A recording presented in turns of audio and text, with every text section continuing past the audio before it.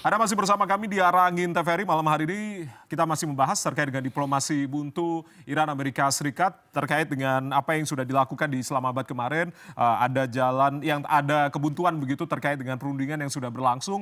Lalu bagaimana kemudian dari kesempatan kedua di meja perundingan nanti mungkin akan dilakukan. Saya langsung ke Pak Dian, artinya Pak Dian, seperti apa yang sudah disampaikan oleh Mbak Aisyah tadi terkait dengan keterlibatan Rusia dan juga Cina, kemungkinan begitu.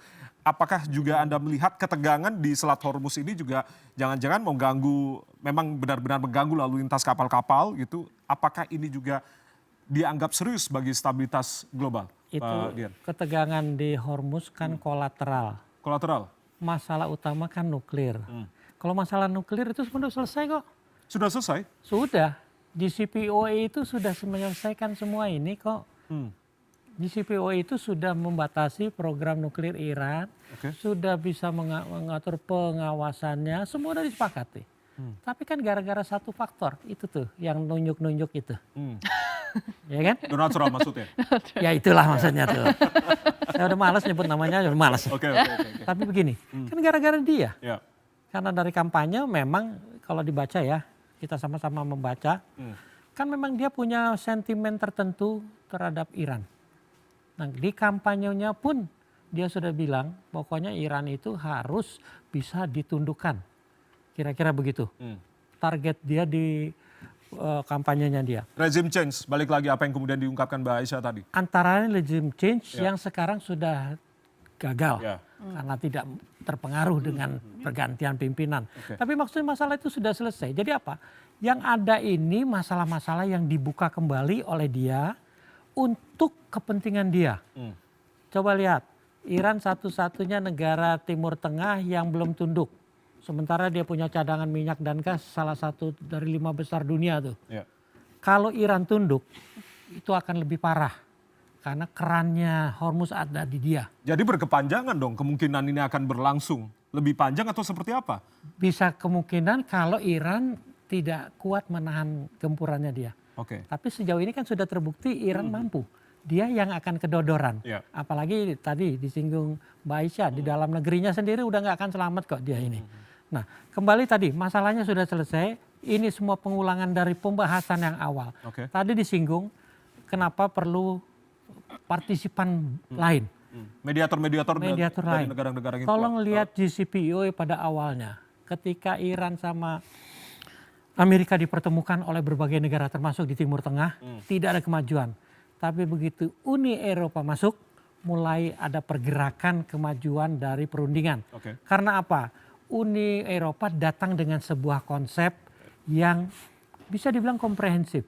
Seluruh masalah utamanya nuklir itu di poin-poinnya didetilkan oleh Uni Eropa yang semuanya terjawab dalam proses negosiasi panjang ini. Misalnya pengayaan uranium yang seberapa yang dibolehkan, yaitu di bawah 20% dan untuk reaktor nuklir untuk listrik itu 3,67. Itu disepakati. Oke.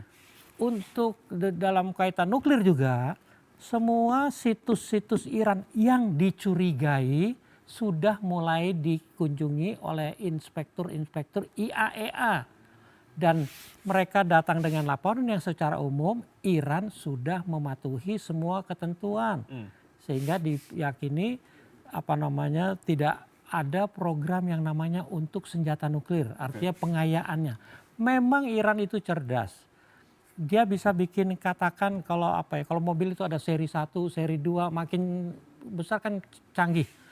Ya namanya reaktor mesin sentrifugal untuk memperkaya uranium itu ya generasi 1 ya udah harus diganti, ya generasi 2 muncul. Generasi 2 muncul ini masa kalau sama-sama 1 kan gak ada artinya. Pasti lebih baik dari 1. Dia bisa memperkaya sampai 1%, ini mungkin berkaya sampai 3%, kan gitu tuh. Luar biasa di tengah embargo Ini kemudian dicurigai kalau dibiarkan mesin-mesin sentrifugal Iran ini terus diperbaharui, itu yang dikhawatirkan bisa memperkaya lebih dari 20% dan bahkan ke arah senjata nuklir. Artinya apa sih? Isu utama tentang nuklir sudah selesai. kolateralnya tadi disinggung Mbak Aisyah, dana Iran yang 200 miliar dolar saja sudah mulai dicairkan kembali kok, 2 miliar sejauh inspeksi dari IAEA terhadap situs lainnya membuktikan memang tidak ada program senjata nuklir. Dicairkan 2 miliar dengan syarat untuk kebutuhan masyarakat, untuk kedokteran, untuk pertanian. Semua sudah selesai. Nah, makanya tadi saya bilang Hormuz ini kolateral saja. Karena yang itu dia tahu nggak akan tercapai, ditambah-tambah sendiri oleh Trump untuk mengajukan syarat-syarat tambahan. Kalau tidak, kami blokade Hormuz. Kalau tidak, salah satu lagi janji pasukan asing harus keluar. Trump langsung menjawab, padahal itu konsennya Iran. Tidak akan saya keluarkan sebelum ada kesepakatan damai. Lah itu kan kayak telur sama apa orang ayam. Mana duluan. Terlebih dahulu ya. Itulah taktiknya dia. Mengungkapkan hal-hal yang tidak mungkin seakan-akan menjadi concern. Padahal kalau mau jujur, masalah nuklir sudah selesai dari tahun 2015. Masalah nuklir sebenarnya sudah selesai, itu yang kemudian ditekankan lagi sama Pak Dian. Tapi Mbak Aisyah bicara lagi terkait dengan harga minyak yang terus melonjak 100 US dollar gitu per barrel. Artinya ini kan kemungkinan akan terus naik. Jika kemudian akan terus berlanjut, skenario terburuk apa yang kemudian akan bisa terjadi? Resesi. Resesi dunia. Resesi dunia. Sekarang kan kita tahu bahwa semua kehidupan kita ini kan terpengaruh oleh energi ya. Mau itu di bidang transportasi, mau itu di bidang kesehatan, itu di bidang industri dan lain-lain. Semuanya akan berhubungan dengan hal tersebut. Dan sebenarnya pembicaraan mengenai energi ini ya, minyak bumi dan LNG itu bukan hanya kemudian komoditas yang harus diprioritaskan. Kita bicara juga tentang petrochemical product yang kemudian muncul dari negara-negara Arab Teluk itu tersebut. Nah, kita lihat sebenarnya di sini 30% dari total pupuk dunia yang berbasis nitrogen itu diproduksi di negara-negara Arab Teluk ya. Lalu kemudian kita juga bicara tentang plastik ya. Kita bicara tentang misalnya helium ya. Kan helium ini sebenarnya merupakan salah satu bahan yang bisa dipakai untuk memproduksi semikonduktor. Jadi di masa depan tidak hanya ini permasalahan energi berbasis fossil fuel saja, tetapi kemudian energi terbarukan ya. Termasuk diantaranya adalah itu kan dipakai di mana-mana, di EV, lalu kemudian ya di teknologi-teknologi terbaru gitu. Nah, kita bisa melihat sebenarnya dampaknya ini sangat luas gitu Mas. Nah, terutama nih untuk food shortage kita akan bisa expecting di masa depan karena sekarang ini sedang masa tanam ya. Dan kemudian 30% pupuk tadi itu kan ditahan ya di Selat Hormuz. Sementara kemudian China sebagai produsen sekitar 50% dari total pupuk dunia itu menahan stoknya sebenarnya di dalam negeri. Jadi sebenarnya penekanan dari segi ekonominya ini sangat luar biasa. Dan kita jangan hanya bilang bahwa oh ini kan terjadinya hanya tekanan kepada Amerika Serikat dan Israel dan juga kemudian aliansi-aliansinya. Sekarang ada yang namanya kompleks interdependence. Jadi setiap permasalahan di satu negara itu akan bermasalah di level global ya. Karena kita sekarang masih bisa bertahan dengan harga minyak yang kemudian sekarang cenderung stabil ya masih di harga semula. Tetapi yang harus kita tahu adalah harga stabil ini kan sebenarnya karena adanya subsidi APBN gitu ya. Kita harus apresiasi sebenarnya upaya dari pemerintah untuk bisa tadi ya shielding masyarakat dari permasalahan-permasalahan global. Tapi sampai kapan akan? Exactly. Pertanyaannya adalah sampai kapan kita bisa kuat gitu ya. Sekarang negara sudah punya cadangan yang cukup untuk beberapa bulan ke depan sebenarnya. Tetapi pertanyaannya tadi ya, ini kan mengorbankan sebenarnya dana pembangunan jangka panjang yang bisa kita gunakan sebenarnya untuk hal-hal lain gitu ya dana ini. Bukan sesuatu yang konsumtif tetapi sesuatu yang bisa invest ke masa depan. Nah, dengan adanya konflik ini saya rasa ini kita bisa tahu dan Indonesia ini ya, ini cenderung stabil tapi negara-negara di sekitar Indonesia seperti misalnya negara-negara tetangga kita kayak Filipina, lalu kemudian Myanmar itu kan naik hampir 50% mereka harga BBM dan orang-orang nggak bisa afford itu gitu ya. Nah, ini menarik. Jadi kalau selama kemudian BBM-nya terus naik, nah saya rasa dunia ini akan menderita ya. Lalu kemudian di Amerika Serikat sendiri kemungkinan besar ini will to fight-nya akan menurun dan political pressure-nya akan jadi sangat besar ke Donald Trump dan Republikan. Terutama tadi ya katanya kita bicara tentang pemilu sela juga. Ya, terkait dengan pemilu sela yang nanti kita akan lihat seperti apa dinamika yang berlangsung di Amerika Serikat. Mbak Aisyah, tapi bicara juga terkait dengan tekanan-tekanan dari beberapa negara-negara NATO yang kemudian juga menolak keras terkait dengan blokade yang sudah dilakukan oleh Donald Trump ini. Apakah kemudian ini akan terus sedikit tekanan ini akan juga mempengaruhi dari Donald Trump atau seperti apa sebetulnya? Jadi begini, Amerika tuh punya superpower. Superpowernya itu adalah negara-negara aliansinya yang mereka punya perjanjian collective defense. Ketika satu diserang, maka semuanya ikut membela. Ketika satu menyerang, maka atas konsen bersama, mereka semua akan ikut membantu. Akan mengurangi iuran, itu yang kemudian ditekankan oleh Donald Betul, Trump untuk betul. NATO sendiri. Nah, tapi kan practically ketika Donald Trump memulai perang ini tanpa ada konsultasi ke negara-negara NATO, ya sebenarnya lalu kemudian mengancam negara NATO ketika tidak bergabung di dalam perang di Timur Tengah, ini kan sebenarnya it's rendering NATO menjadi sesuatu yang sebenarnya tidak berguna sekarang, gitu ya. Aliansinya tidak bisa lagi kita persepsikan sebagai aliansi yang lama. Bahkan sebenarnya Peter Hegseth sendiri mengatakan kalau misalnya sekarang itu tatanan dunia sudah berubah. Gerard Kushner juga mengatakan hal tersebut. Sekarang sudah berubah, tidak ada lagi kemudian unipolarity dan kemudian tidak ada lagi peraturan yang mendasari hukum internasional. Harus dipahami bahwa peraturan ini kan proponennya adalah Amerika Serikat.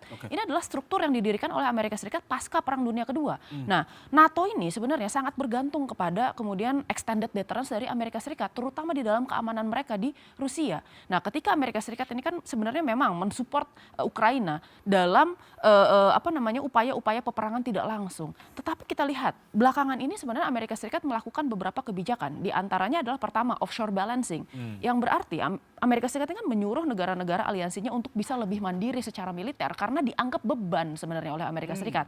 Jadi mereka diminta untuk meningkatkan anggaran pertahanannya sebanyak 5% selama beberapa tahun ke depan. Jadi bayangkan itu sesuatu yang sangat besar. Kita saja mau naik 1,5% itu susahnya setengah mati. Apalagi ini dari yang tadinya hanya 1%, 2% gitu ya, naik ke 5% gitu.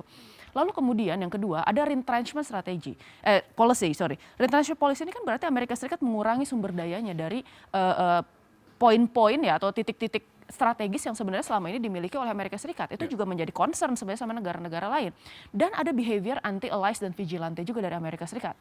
Amerika Serikat memperlakukan negara musuhnya jauh lebih baik dibandingkan negara aliansinya.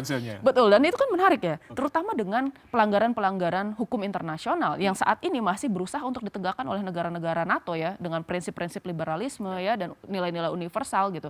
Ya sekarang Amerika Serikat sendiri kan melanggar dengan apa yang terjadi di Venezuela gitu kan. Kita tahu bahwa sekarang Trump doesn't play by the rule gitu ya. Jadi sekarang kita lihat sebenarnya ada beberapa posisi yang masih maju mundur. Spanyol dan Italia jelas menyatakan mereka tidak akan mau ikut blokade tersebut ya. Lalu kemudian sekarang UK masih maju mundur.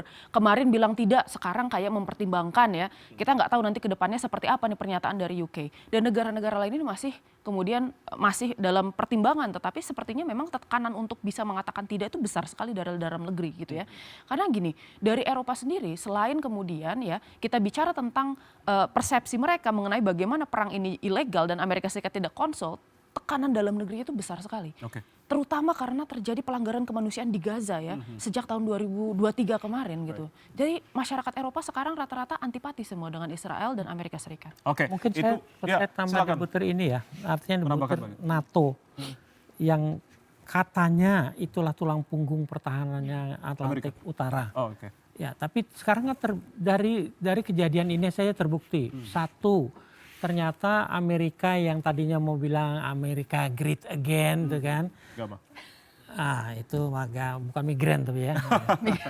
Itu sekarang kan tidak terbukti. Mereka mampu berdiri sendiri. Gitu loh. Nah, kalau lihat perang Ukraina sama Rusia yang digadang-gadang menjadi bumpernya Eropa Barat dengan Rusia, sehingga NATO akan berada di halaman mukanya Rusia. Ternyata juga akan berlarut-larut tanpa NATO bisa berbuat apa-apa. Sekarang bayangkan, dari kampanyenya dia juga waktu pemilihan terakhir ini yang dia menang. Kan sudah digadang-gadang tuh bahwa Eropa harus menanggung sebagian porsi pertahanan dengan menambah anggaran. Loh, kenapa dia begitu? Katanya dia mau mandiri, Amerika great again. Ternyata tanpa Eropa nggak bisa gitu loh. Makanya sekarang terbukti tetap mengandalkan Eropa untuk bersama-sama mengeroyok Iran nih. Untungnya negara-negara Eropa dipimpin oleh orang-orang yang waras. Gitu kan? Tapi masih ada beberapa negara-negara yang mempertimbangkan. UK kalau tidak salah mempertimbangkan ya. Mempertimbangkan kembali Mempertimbangkan khususnya terkait sama Diego Garcia. Diego Garcia itu gugusan Pulau Chagos yang pulau terbesarnya Diego Garcia itu yang jadi pangkalan. Oke. Nah, pangkalan itu memang strategis buat Amerika, tapi juga tidak terlalu efektif dalam konteks itu di tengah-tengah samudera loh. Kemana-mana tetap jauh. Itu cuma buat transit kok, buat Amerika. Dan Inggris sudah menyatakan akan mengembalikan kepada Mauritius ya kalau tidak salah. Kecuali Diego Garcia. Amerika punya ikatan khusus dengan Inggris memang, makanya Inggris dalam hal ini memang di dalam pihak yang agak susah. Karena dia sama-sama Amerika jelas membantu Inggris juga waktu Perang Dunia Kedua tidak bisa dilupakan. Makanya Inggris tidak bisa semena-mena juga seenaknya mengabaikan. Makanya kalau tadi dikatakan masih ambigu lah katakan dengan sikapnya ya saya bisa ngerti. Tapi pada dasarnya Inggris sebenarnya juga sudah menjauh kok. Menjauh dari Eropa artinya kan menjauh dari dia juga gitu loh. Untuk lebih mandiri sendiri tanpa harus terkena getahnya apa yang terjadi di Eropa. Dalam hal lain tentunya. Tapi buat saya NATO sendiri memang juga sudah membuktikan ya hanya bisa bergerak kalau mereka utuh. Ya alhamdulillah sekarang nggak utuh. Oke, nanti kita akan bahas lagi seperti apa kelanjutan karena masih ada meja perundingan kedua yang kemudian akan dilakukan. Kita lihat seperti apakah dinamika yang terus berlangsung. Tapi yang terpenting apakah kemudian hal-hal yang perlu diantisipasi oleh kita sebagai suatu negara, dalam hal ini Indonesia, ketika memang ketegangan ini akan terus berlanjut, eskalasi ini akan terus berlanjut. Usai jeda, nanti kita masih akan bahas, masih bersama dengan Mbak Aisyah dan juga Pak Dian, tetap bersama kami di Arah Angin TVRI, kami kembali saat lagi.